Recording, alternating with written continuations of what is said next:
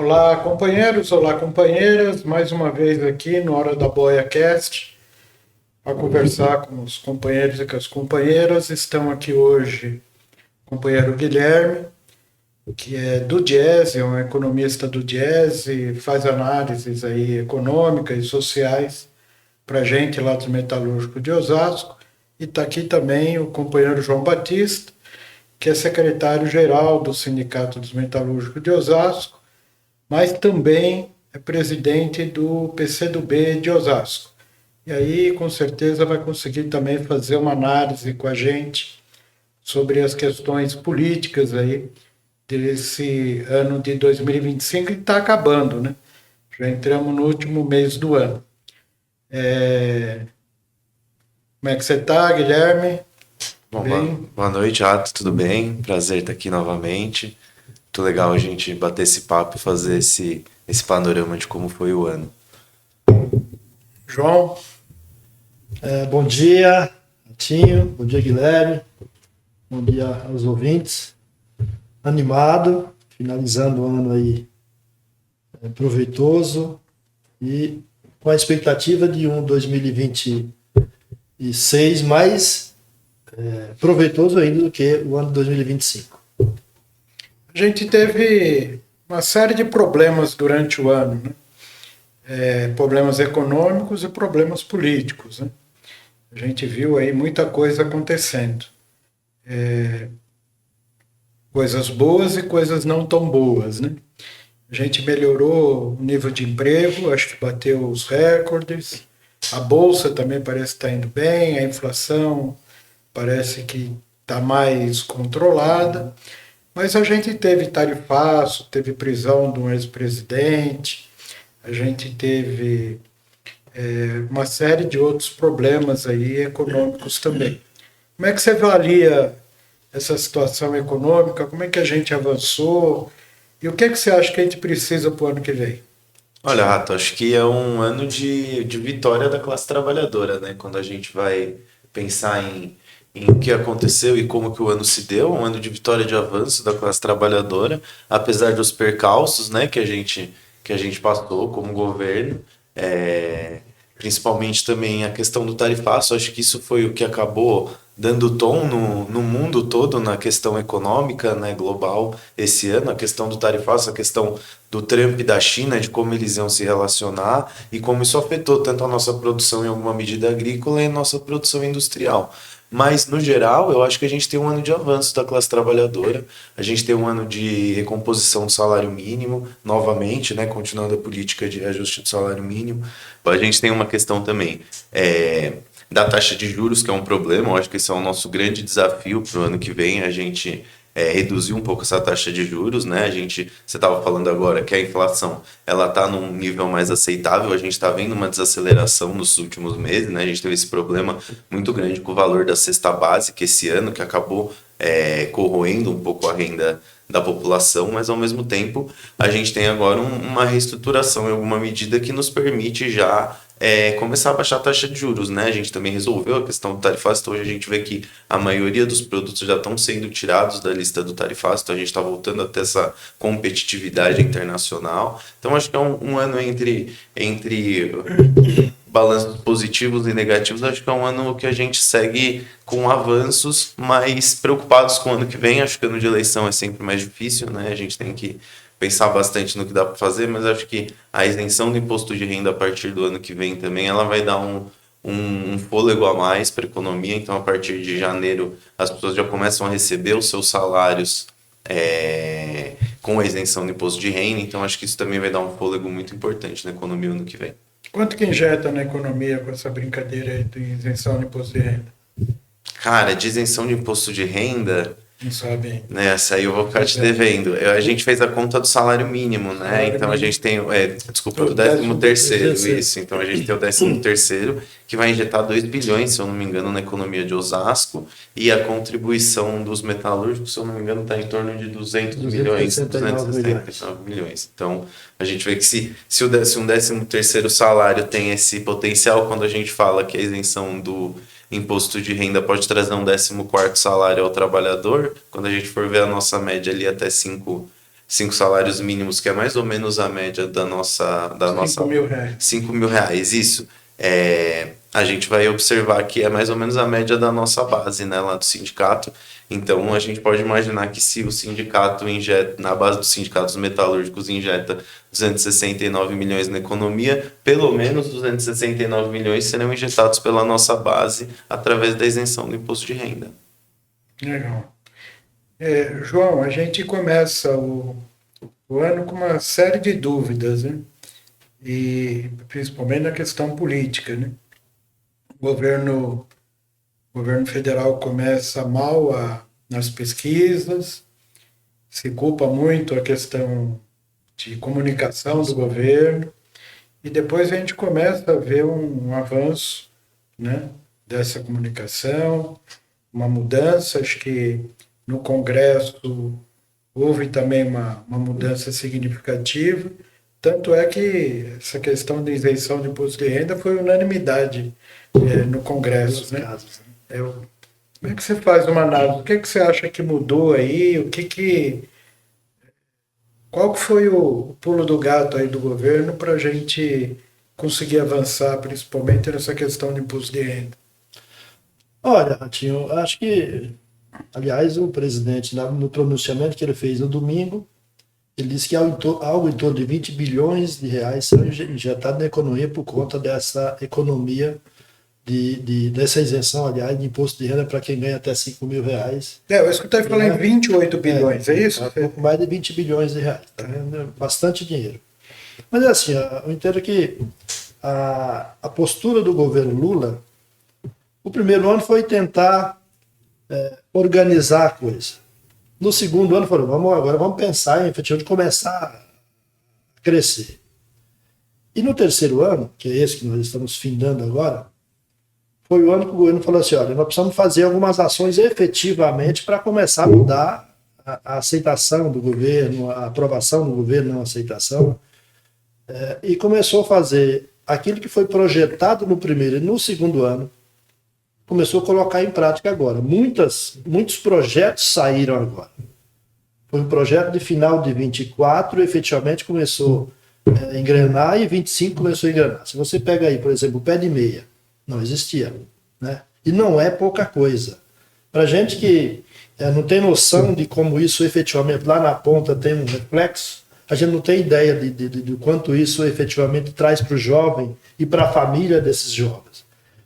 Se você pegar a retomada do Minha Casa Minha Vida, a retomada de vários outros programas que o governo anterior tinha congelado, retomada do SUS, se você pegar essa questão do imposto de renda, que é fundamental, acho que foi uma alavancada importantíssima, não só pela isenção para quem ganha até 5 mil reais, né, e mais aquela proporcionalidade, mas fundamentalmente de onde saiu esse dinheiro.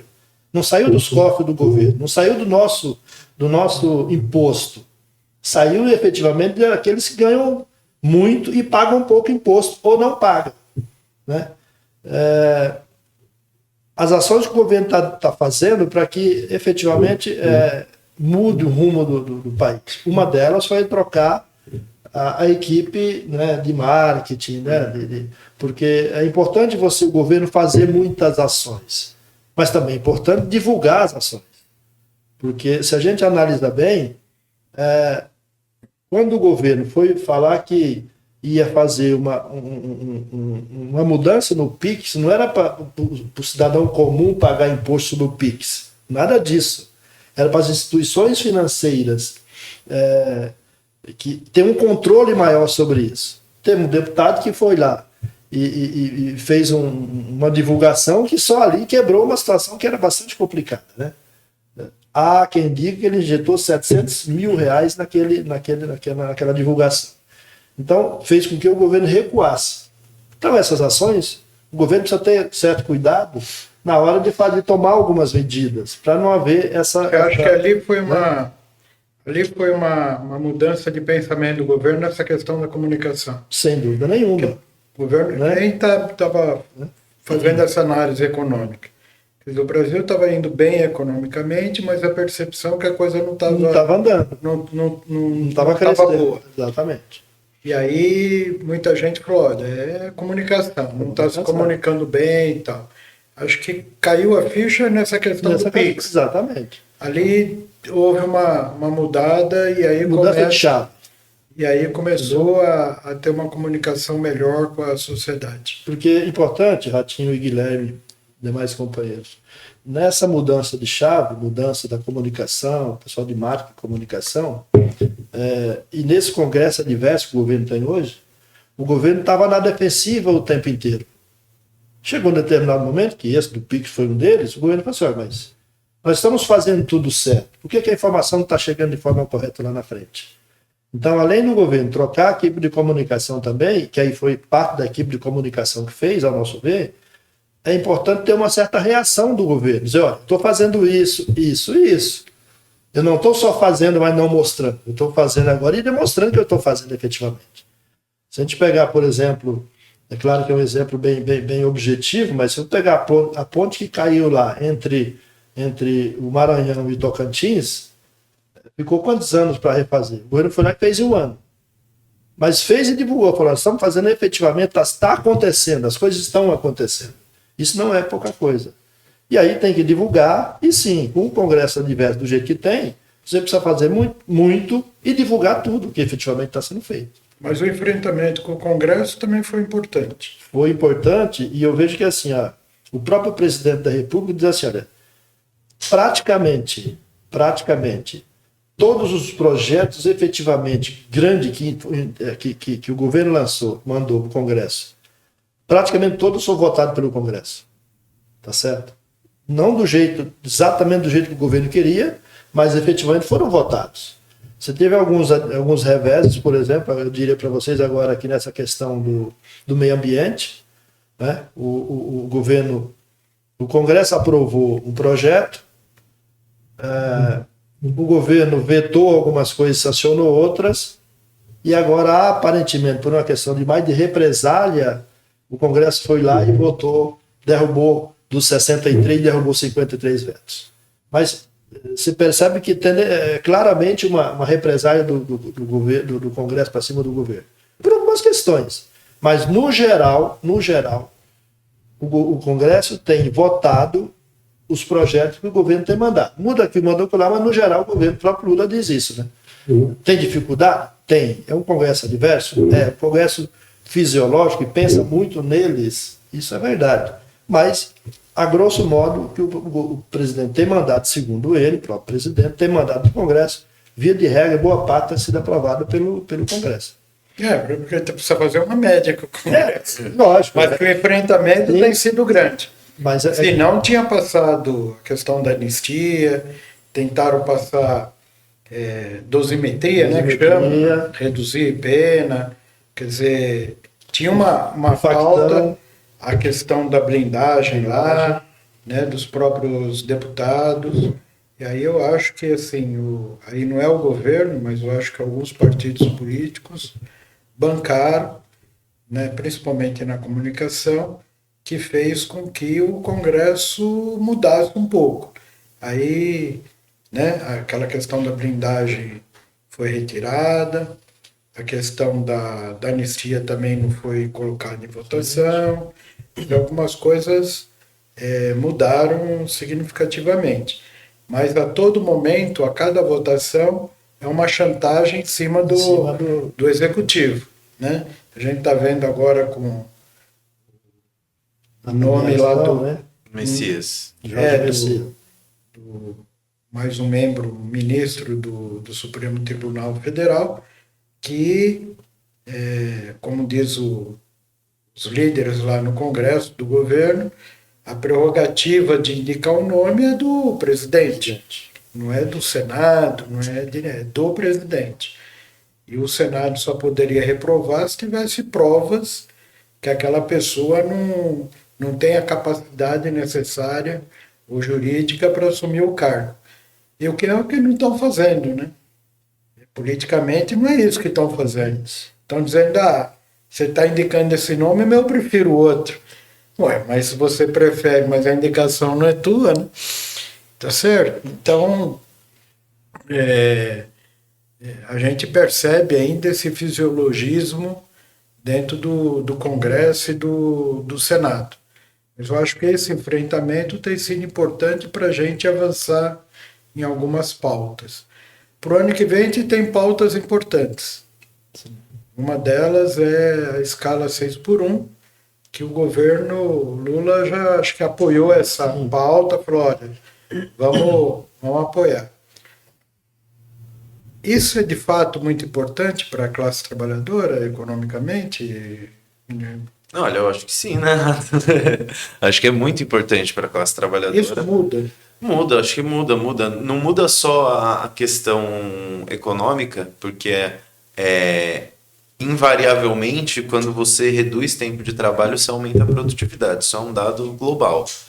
Então, muda economicamente nesse aspecto, principalmente nas fábricas, né? No setor do comércio e de serviços, que são grandes empregadores da escala 6x1, você talvez não sinta tão diretamente esse aumento da produtividade, mas de qualquer forma, o profissional que está lá trabalhando no atendimento, no dia a dia com as pessoas, o fato dele ter mais tempo para ele, para descansar, para viver, ele vai atender mais e vai vender mais também. Mas nas fábricas você observa, principalmente por causa do período de descanso, isso além de tudo, se a gente conseguir aliar uma proposta que tem a redução da escala 6x1, a redução da jornada de trabalho, eu acho que aí a gente constrói um combo, vamos dizer assim, que é muito positivo, principalmente para os trabalhadores da indústria. E aí quando a gente vai falar do trabalhador em si, aí é invariável, né? Aí a gente tem que olhar, aí a gente vai olhar para as conquistas do governo, né? Então a gente vai olhar fim da escala 6x1, redução da jornada e isenção do imposto de renda.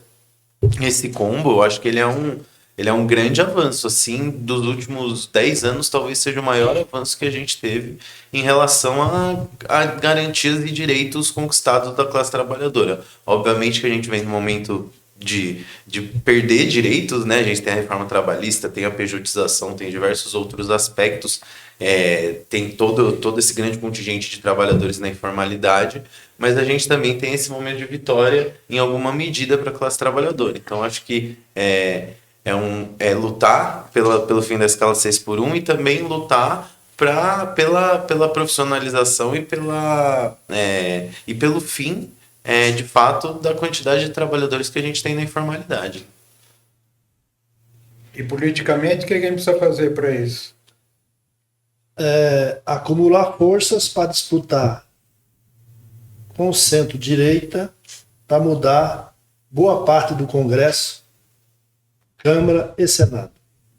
Nós temos um Congresso hoje, principalmente Câmara, que, ao meu ver, posso estar equivocado, mas ao meu ver é uma das piores legislaturas que tem. Então nós precisamos mudar um pouco isso. Primeiro, reeleger o Lula, né? Porque nós conversávamos esses dias e assim, olha, o governo do presidente Lula tem vários projetos em andamento, né? Mas são projetos de governo e não projeto de Estado, né? Isso tem que ter muita preocupação com isso. E eu penso que vários projetos têm que ser de Estado e não de governo. Por exemplo, a gente pega lá a Ferrogrão, a Transnordestina, estou falando aqui de ligar um canto do país ao outro, né? O empresário diz assim, olha, como é que eu vou colocar meu dinheiro naquele projeto se daqui a 1 ano, 2 anos, muda todo o governo aqui? E como é que fica o meu investimento? Porque o governo anterior não deu nenhuma importância para esse segmento. Então o governo está dizendo assim, olha, esse governo está dizendo, olha, vamos fazer isso porque vai baratear o custo, o frete, o produto, e vai chegar lá na ponta mais barato para o consumidor. Essa é a ideia.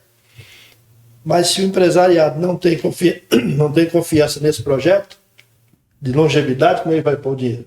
Então é importantíssimo que nós estejamos imbuídos da reeleição do presidente Lula, tá certo? E um bom Congresso que tenha compromisso com os trabalhadores. É fundamental um Congresso que tenha compromisso com os trabalhadores, que hoje não é bem isso que a gente vê. Haja visto, nós falamos aqui da questão já do tarifaço, e o tarifaço foi para o mundo inteiro, mas para o Brasil, além do tarifaço, teve outras medidas para prejudicar o país. O próprio filho do ex-presidente, que era deputado, estava lá fazendo lobby contra o próprio país. Agora, o tarifaço teve um problema econômico para alguns segmentos do Brasil, do país, mas politicamente deu munição para que o governo pudesse dizer, olha, não é bem isso. Inclusive lei Magnitsky, aquele negócio todo, mas não é bem isso. É tanto que reabriram as negociações, né? Então precisa dizer para o governo americano, que é o principal opositor do isso, olha, não é bem isso. O país não é um país autoritário, não é ditadura, não é nada disso. As leis estão funcionando. Cada instituição está funcionando como deve funcionar numa democracia. Cada um fazendo a sua parte. Lamentavelmente, eu não vejo o centro-direita, alguns partidos de alguns parlamentares com essa mesma postura de discutir no Congresso aquilo que interessa ao país e não interessa a cada deputado. Então, acho que é fundamental a reeleição do presidente Lula e uma boa bancada no Congresso, sendo no Senado e na Câmara dos Deputados, para a gente colocar o país no eixo de volta. Porque hoje, se a gente pegar com toda essa dificuldade que o governo tem, você já mencionou aí bem, toda a dificuldade, o emprego hoje está 5,4, o menor da história, o desemprego, tá certo? Não é pouca coisa. A inflação está no teto da meta, mas já está dentro da meta. Eles estão prevendo 4,46, algo em torno disso. O teto é 4,50, então já está dentro. E eles diziam que não ia chegar, né? Então, nós estávamos vindo para cá e a Bolsa abriu hoje com 160 mil pontos. Maior da história, a Bolsa de Valores. Não é pouca coisa. Agora, o governo tem que mexer na taxa de juros. O Banco Central tem que mexer na taxa de juros. Porque do jeito que está a taxa de juros, com esse gap que está aí, de 4,5% de inflação para 15% de taxa de juros, quem tem muito dinheiro nesse miolo, nesse gap, dessa diferença, pode pôr no capital especulativo, que não vai correr risco. Agora, se diminui essa diferença, vai aumentar o emprego, diminuir o desemprego, vai girar a roda da economia. Tá certo? E aí gera emprego, gera consumo, gera renda e gera mais imposto para o governo. Um discurso, eu vou pedir a ajuda do Guilherme, mas um discurso que o pessoal fala, principalmente do Banco Central, é que se você injeta dinheiro na economia, você pode ter um crescimento da inflação. Eu vi alguns estudos que mostram que no Brasil não está nesse ponto ainda, porque a gente tem uma capacidade produtiva que ela não está totalmente ocupada. Parece que tem aí 30% de ociosidade na economia, na indústria. Quer dizer, a gente poderia crescer ainda, porque ainda você tem capacidade produtiva. Capacidade de aumentar a produção aí, você tem uma ociosidade de 30%. É isso? É, mais ou menos isso. É porque assim, quando a gente vai olhar para a economia nesse aspecto, a gente vai observar que no Brasil já faz muito tempo que a gente tem uma capacidade ociosa na indústria, né? Isso é uma coisa que vem de muitos anos. E obviamente que você ter essa capacidade que te permite aumentar a produção reduz o impacto da inflação. Mas a inflação no Brasil, ela historicamente não é uma inflação de demanda. Ela é uma inflação que ela é inercial. Ela tem os seus momentos de pico, seus momentos de queda. Esse ano, principalmente por conta das safras agrícolas, então a gente teve grandes problemas nas safras agrícolas. O café agora voltou a subir o preço, né? Quem vai no mercado deve estar vendo que o café está aumentando bastante o preço, porque já era uma questão da safra lá do começo do ano, que eles já estavam falando dos produtores de café que iam ter dificuldade e agora vai voltar a exportar para os Estados Unidos. Isso, então também o valor provavelmente aumenta em alguma medida, porque a gente, né, cria essa igualdade de mercado nos bens agrícolas, mas no geral, a inflação do Brasil ela não é criada por salários e consumo. Então, o ideal é que a gente consuma e receba mais mesmo.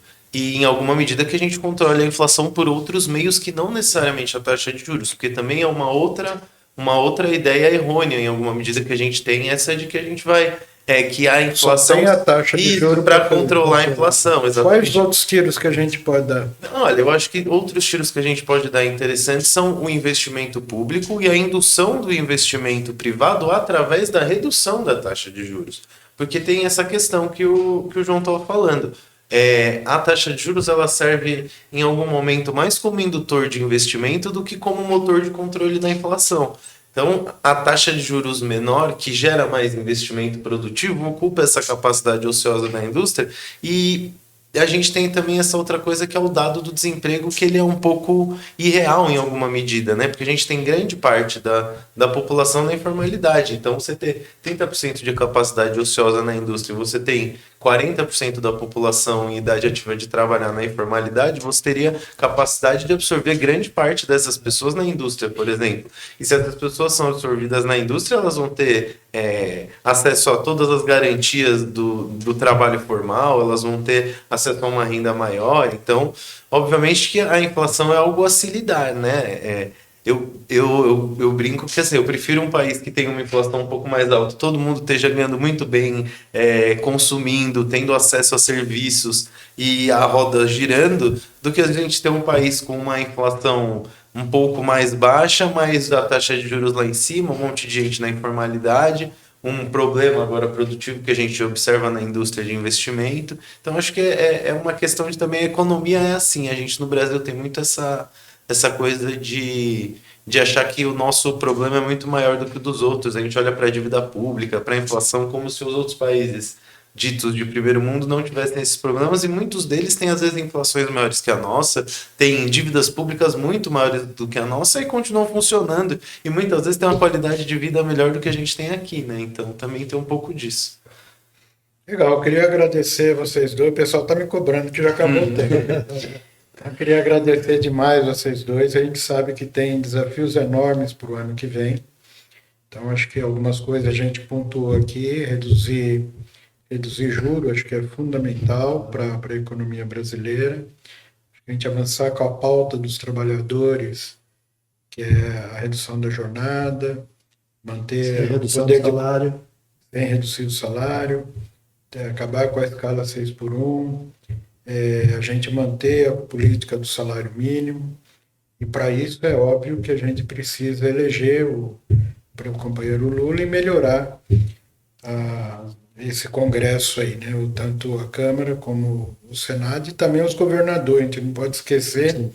que vai ter que eleger também governador e os deputados estaduais. Então acho que a gente precisa avançar nisso. Claro que tem outras pautas que a gente não conseguiu conversar aqui, mas a segurança pública, a gente tem esses desafios também, porque acho que o maior prejudicado é o trabalhador, aquele morador da periferia, né, que sofre muito com segurança pública, os nossos companheiros, né, trabalhadores. Então essa é uma pauta que vem um pouco para frente aí, que a gente pode conversar depois. Mas temos uma pauta importante para o ano que vem, e aí vamos estar discutindo isso. Os sindicatos metalúrgicos de Osasco começam um planejamento esse ano para o ano que vem, e acho que muitas dessas coisas a gente vai discutir lá para a gente avançar nessas pautas. Obrigado. Gente, forte abraço, até a próxima aí.